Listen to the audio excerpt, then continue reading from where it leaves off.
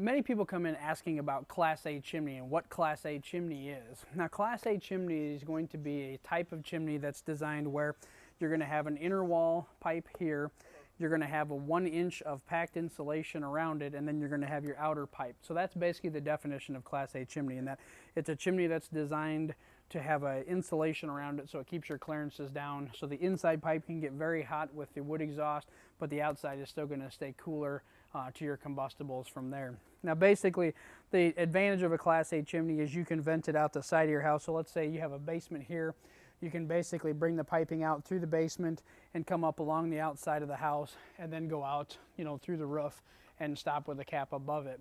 Now the reason Class A chimney was invented, or the reason it was used, is because in the past they used what they called triple wall pipe, which basically meant you had your inner pipe, you had an outer pipe, and then you had another pipe around it. Now triple wall pipe almost worked too well in that it cooled that inner pipe too much.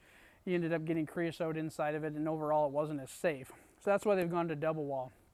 Now the other pipe you'll hear about with wood burning fireplaces and stoves is going to be air-cooled chimney. Air-cooled chimney is just like it sounds. Instead of having the insulation in between the two pipes, it's going to have an air gap in between the two pipes. So a lot of people will ask me, well, is that as safe as the Class A chimney? Isn't Class A chimney safer? I wouldn't say one is safer than the other one. The biggest thing with whether it's Class A chimney or whether it's the air-cooled chimney is making sure you use the proper pipe as to what the unit was tested and listed with. So if it's a stove and it's tested to have Class A chimney, use Class A chimney.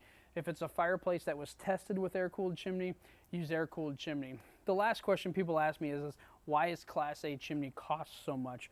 And the main reason is because of how it's built.